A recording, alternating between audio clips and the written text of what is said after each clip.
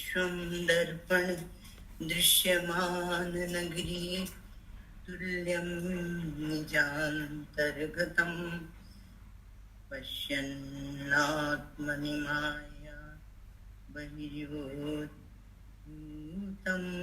यथा निद्रया यः साक्षात् कुरुते प्रबोध समये स्वात्मानमेवाद्वयम् तस्मै श्री गुरुमूर्तये नमः इदं श्री दक्षिणामूर्तये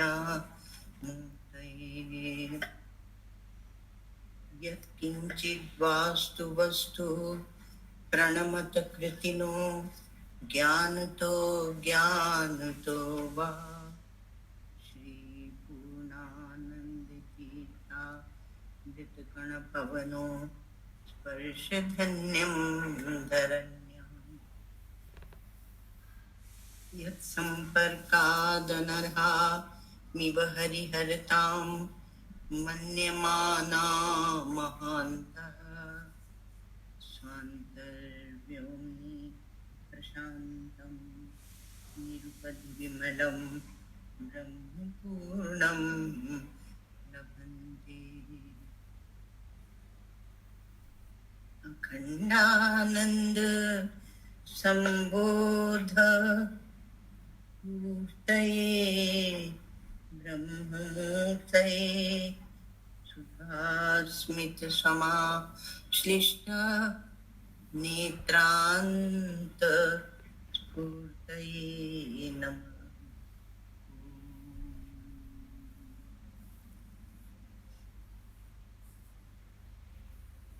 श्रुति स्मृति पुराणानाम् आलयं करुणालयं नमामि भगवत्पादं शङ्करं लोकशङ्करं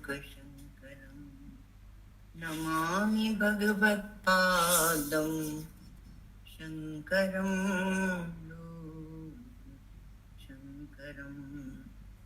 यस्य प्रसादादमेव विष्णुर्मय्येव सर्वं परिकल्पितं च इत्थं विजानामि सदात्मरूपं तस्याङ्घ्रिपद्मं प्रणतोऽस्मि नित्यं तस्याङ्घ्रिपद्मं प्रणतोऽस्मि नित्यम्।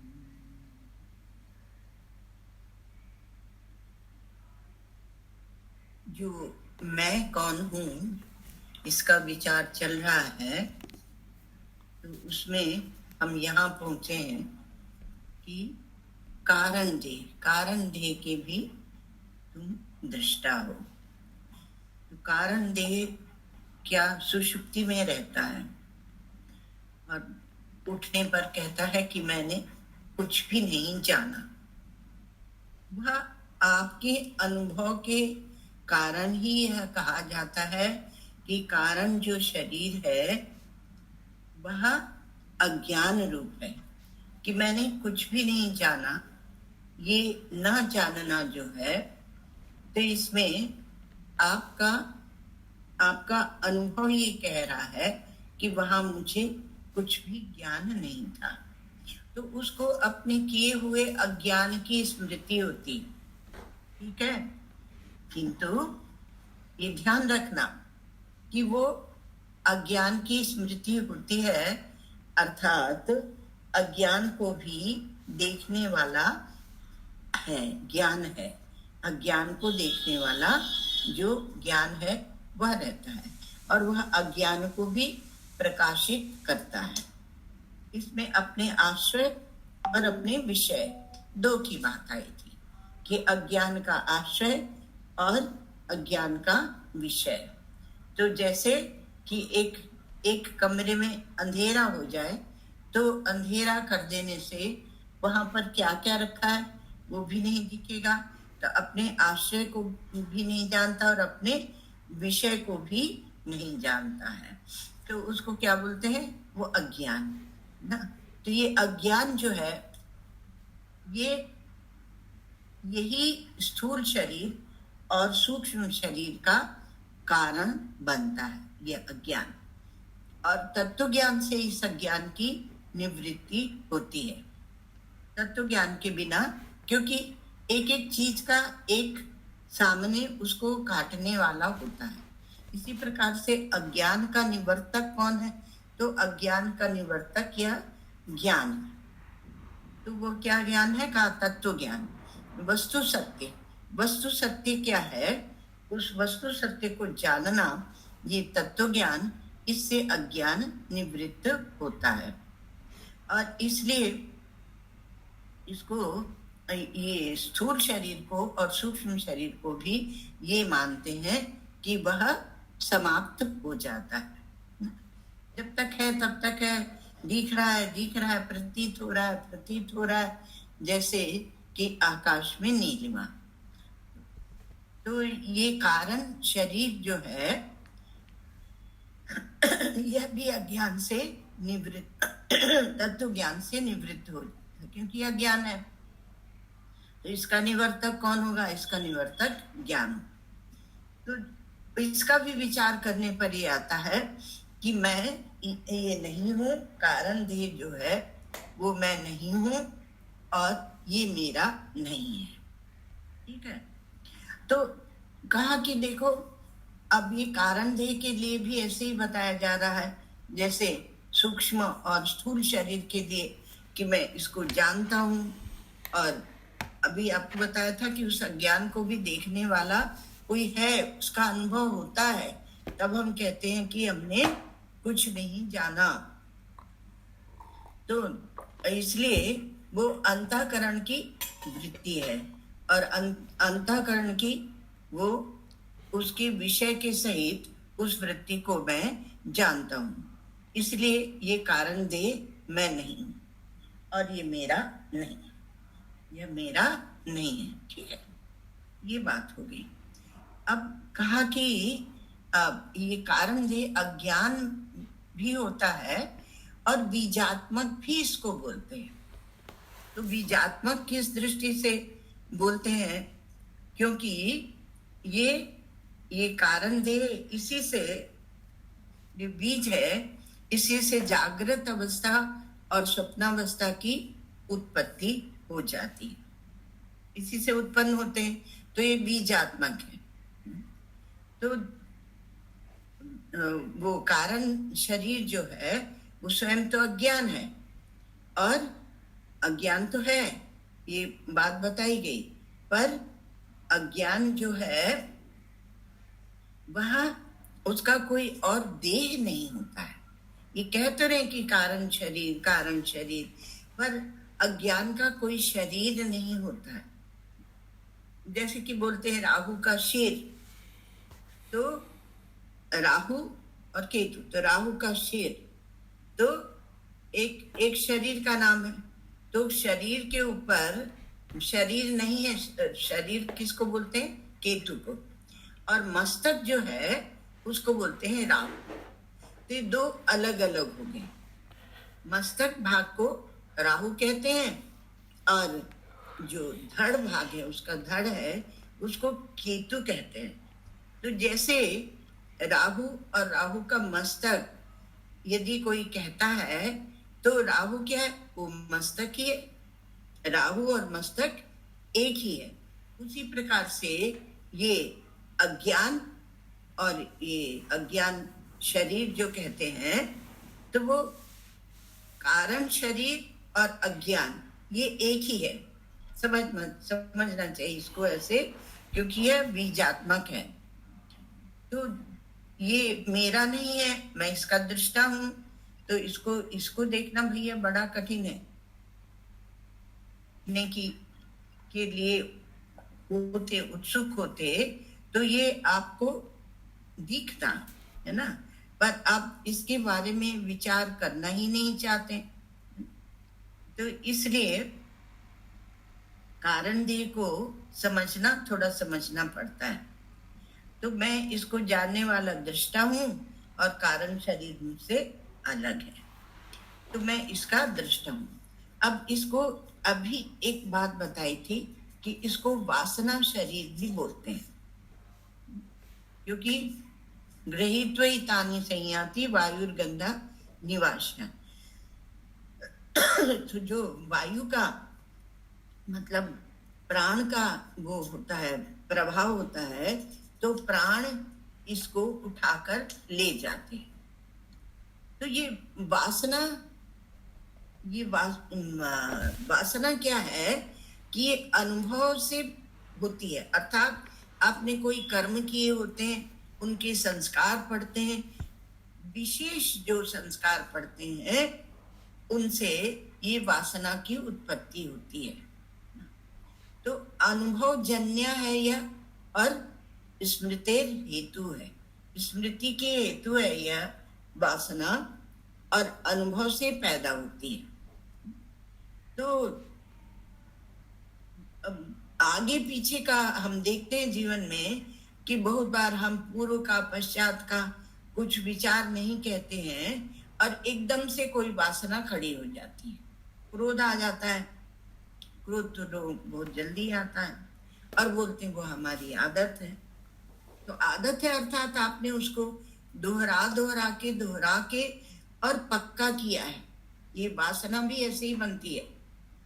तो ये क्रोध आदि जो वृत्ति विशेष होते हैं उसका क्या कारण होता है? चित्त में जो संस्कार पड़े होते हैं, संस्कार विशेष जो हैं उन्हीं को बोलते हैं वासना। तो संस्कार जब विशेष रूप से आपने उन्हें दोहरा के पक्का कर लिया और आपका मन उस तरह का हो गया। एक व्यक्ति को हम कहते हैं बहुत क्रोधी है, तो उसने क्रोध को पक्का किया है। एक को कहते हैं ये प्रेमी है, तो उसने अपने प्रेम को पक्का किया है।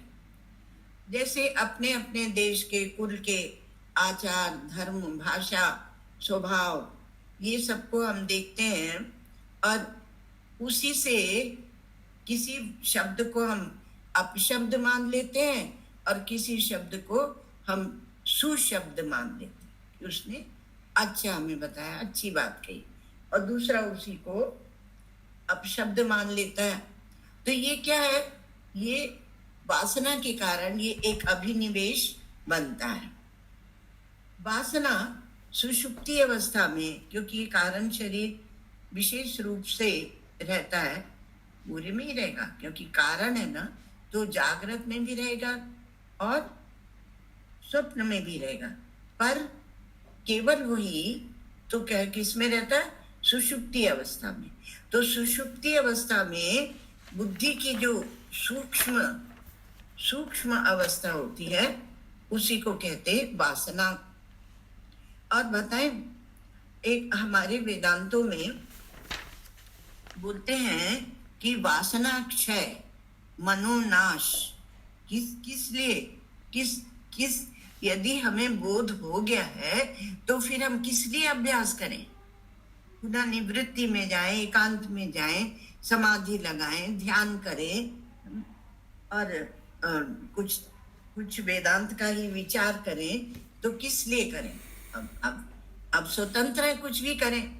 तो कहा कि नहीं, यदि आपको जीवन मुक्ति का विशेष आनंद चाहिए, विशिष्ट आनंद, तो इसको वासना का क्षय, मनोनाश, है ना, और जो ज्ञान की स्पष्टता होनी चाहिए। ज्ञान की स्पष्ट, बहुत बार तो ज्ञान की स्पष्टता के लिए ही साधक लगा रहता है। और बहुत से लोग बोलते हैं कि बस इतना ही ज्ञान है, थोड़ा सा कुछ बता देते और बोलते उतना ही ज्ञान है, अब उसमें क्या लगे रहना है, अब दूसरा जो भी करना हो करो, अपने स्वतंत्र रहो। तो वासना क्षय, मनोनाश, ज्ञान की स्पष्टता और तपस्या। तो ये विसंवादा भाव माने दूसरे प्रकार का भाव नहीं आना चाहिए। तो वासना क्षय जो है, ये विवेक से, जब विवेक करते हैं तो चित्त में एक शांति का उदय होता है। और इसलिए वह उसमें वासना क्षय में उसको मददगार होती है। तो ये शांति जो है यही आगे आपको जाकर जीवन मुक्ति का आनंद देती है। एक बात हुई। अब इसमें ये बात है कि ये जो कारण शरीर है, ये कारण शरीर तो जाता है, मतलब गमनागमन करता है। कल गमनागमन की बात आई थी, अब ध्यान में रखना।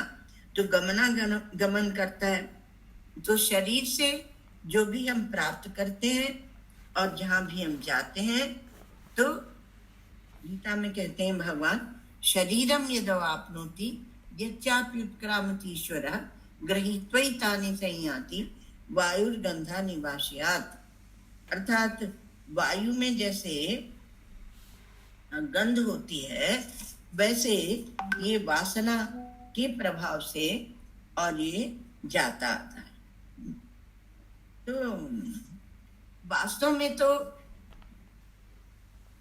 ये जैसे शुद्ध स्वरूप है ईश्वर, वैसे ही शुद्ध स्वरूप है जीव।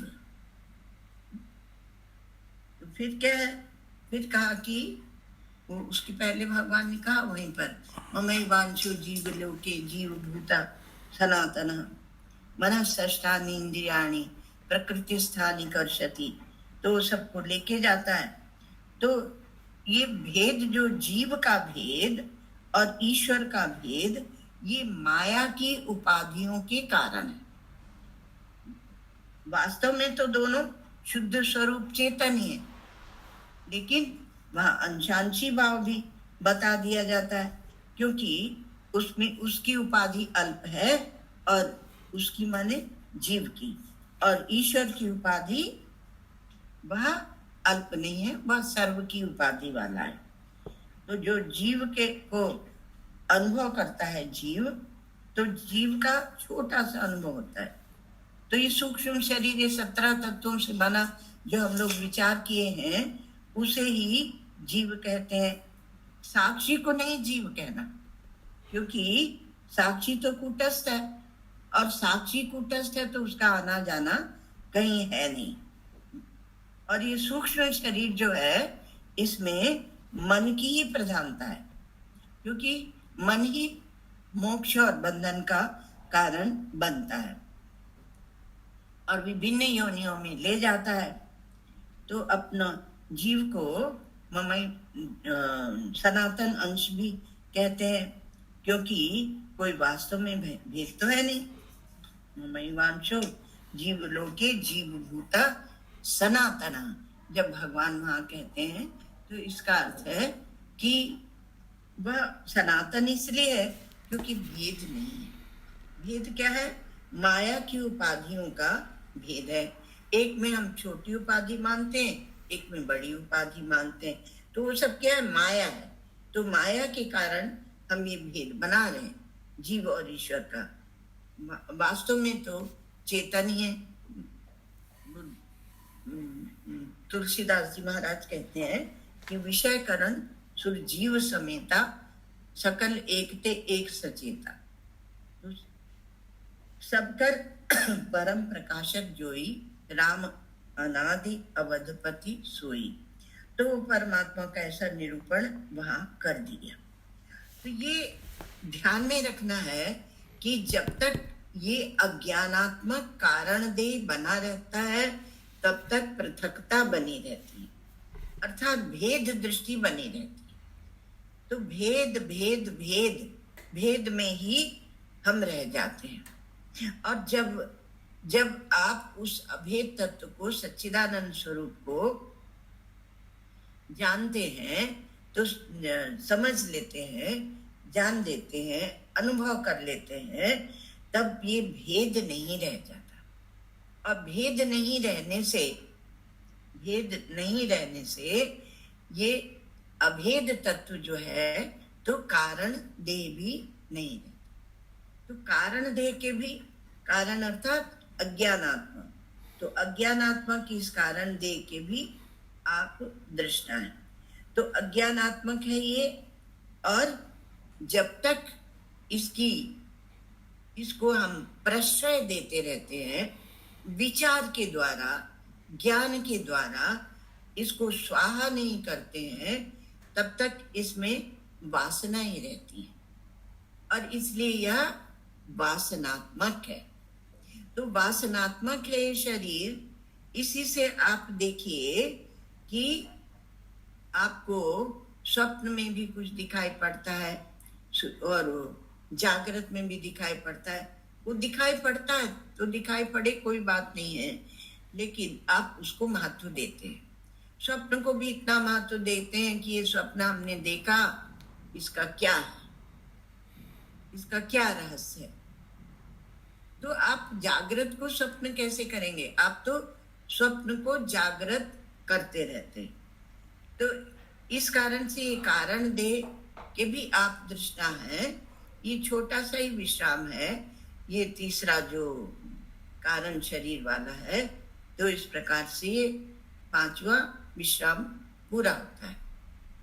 अब क्या है कि आगे इसी को लेकर विचार चलेगा। कैसे कि मैं कौन हूं? तो इसमें ये छठवां विश्राम जो आता है और मैं कौन हूं का चौथा भाग, तो मैं कौन हूं का जो ये चौथा भाग है उसमें ये बताया जा रहा है कि तुम पंचकोश से अतीत हो, पंचकोशातीत हो। अब सबका इसी प्रकार से जो भी हमारी श्रुतियों में जिस प्रकार से वर्णन चलता है उस प्रकार से एक एक वर्णन, एक एक विचार होगा। तो आप पंचकोश से अतीत हैं, आप तीन अवस्थाओं से अतीत हैं, जागृत, स्वप्न और सुषुप्ति। इन तीन अवस्थाओं से अतीत हैं। अतीत है अर्थात इनसे परे हैं और इनमें भी है। तो ऐसे आत्म तत्व की ओर इशारा किया जाएगा। तो मैं कौन हूं? तो कहा तुम पंचकोश से अतीत हो। अब शिष्य ने कहा गुरुजी आप ये एक शब्द और ले आए, पंचकोशातीत। और ये पंचकोशातीत माने होता क्या है? तो गुरुजी ने कहा कि पंचकोश से अतीत, अतीत शब्द का अर्थ होता है उससे पृथक, उससे तुम अलग हो। तो उससे पृथक हो, उससे अलग हो, उससे असंग हो। तो वो कोश क्या है? तो कोश जो हमें ढकते रहते हैं। शिष्य ने पूछा फिर ये कोश है क्या? तो कहा कि कोश माने ढक्कन, जो ढकता है। एक तो तलवार रखने की जो म्यान होती है ना, उसको भी कोश कहते हैं। और धन का जो भंडार होता है उसको भी कोश कहते हैं। और जो उसका कीड़ा होता है ना, जिसमें से आप वो निकालते हैं रेशम, तो रेशम का जो कीड़ा होता है तो वो अपने आप को एक वो बना के आवरण, और आवरण बना के और अपने आप को उसके अंदर ढक लेता है, तो उसको भी कोश कहते हैं। तो कीड़े के घर को भी कोश कहते हैं। तो जैसे तलवार का और धन का और कीड़ा का, तो इसमें तीनों को क्या है? ढकता ही है। तो उसी प्रकार से ये पांच कोश जो है इन्होंने आत्मा को ढक लिया है, इसलिए उनको कोश कहते हैं। कोश इव कोशः। ये पांच कोश के क्या नाम है? तो कहा इनके नाम है अन्नमय कोश, प्राणमय कोश, मनोमय कोश, विज्ञानमय कोश और आनंदमय कोश। ये पांच कोश के नाम है। अभी इसमें क्या है कि अन्नमय, प्राणमय, मनोमय, विज्ञानमय और आनंदमय, इसमें मनोमय बहुत जबरदस्त है। प्रायः सामान्यतया ये मनोमय कोश ही पकड़े रहता है। अभी हम लोगों ने देखा कि मनेव मनुष्य नाम कारणम बंध मोक्षयो, मन ही इधर से उधर ले जाता रहता है और ये भी वासनात्मक है। और विज्ञान में इसमें बुद्धि, विचार भी है और कर्तृत्व भी, कर्तृत्व, और आनंदमय में भोक्तृत्व है। तो अब कहा पहला जो आपने बताया अन्नमय कोश, तो अन्नमय कोश किसे कहते हैं? तो कहा कि माता पिता ने जो खाया है उस अन्न, वो अन्न और उससे उत्पन्न ये शरीर माता के रज और पिता के वीर्य से, ये दोनों के संयोग से माता के उदर में उत्पन्न होता है, उनके गर्भ में जो उत्पन्न होता है वो शरीर, उसी को बोलते हैं अन्नमय कोश। एक बात। दूसरी बात कि जन्म लेने के पश्चात वो माता का दूध पीता है और नहीं तो और कोई दूध पीता है, तो उससे और दूसरे अन्न से जो वृद्धि को प्राप्त होता है, इसलिए भी उसे कहते हैं अन्नमय कोश। और मरने के बाद जो यह स्थूल शरीर अन्नमय, ये अन्न जहां से पैदा होता है पृथ्वी से, वहीं लय को प्राप्त होता है, तो इसलिए इस स्थूल देह को ही कहते हैं अन्नमय कोश। तो अन्न से उसकी उत्पत्ति होती है माता पिता के पेट में, और अन्न से ही उसकी स्थिति होती है, अन्न खा के वो रहता है और वृद्धि को प्राप्त होता है, स्थिति और वृद्धि को प्राप्त होता है, और अन्न रूप जो पृथ्वी माता है उसी में जाके वह मिल जाता है। इसलिए इस स्थूल शरीर को ही अन्नमय कोश कहते हैं। अब ये बात उठी कि अन्नमय कोश क्या है, कैसा होता है? तो गुरुजी ने कहा कि अन्नमय कोश ये स्थूल शरीर, इसका वैसे अन्नमय कोश का विशद वर्णन चलता है, क्योंकि इसमें ही सारे आपके जो जगत व्यवहार है वो इसी से चलता है। तो ये अन्नमय कोश रूप जो स्थूल शरीर है, ये सुख दुख का अनुभव रूप भोग का स्थान ही है, अर्थात इसी में हम कुछ भोगते हैं और सुख दुख मांग लेते हैं। तो इसलिए स्थूल शरीर को, अन्नमय कोश को भोगायतन ही कहते हैं। क्या कहते हैं? भोगायतन। और इस अन्नमय कोश से मैं अतीत हूं, इससे पृथक हूं, ये समझना पड़ता है। कैसे समझेंगे? तो कैसे समझेंगे? तो कहा कि आप स्वप्न में दूसरा देह बना लेते हैं। माता के पेट में जन्म लेने के बाद और मृत्यु के पश्चात ये स्थूल शरीर के जो अन्नमय कोश रूप है उसका अभाव हो जाता है, उसकी प्रतीति नहीं होती। स्वप्नादि में इसी शरीर की प्रतीति नहीं होती और मृत्यु के बाद भी नहीं होती। अभाव का अनुभव होता रहता है। इसलिए ये कोश उत्पत्ति वाला है और नाश वाला है। सामने दिखता उत्पत्ति नाश वाला है, लेकिन हम इससे चिपके रहते हैं। बताओ, भगवान आपको दिखा रहे हैं कि ये तुम नहीं हो, तो हम अपना आग्रह बनाए रखते नहीं, हम तो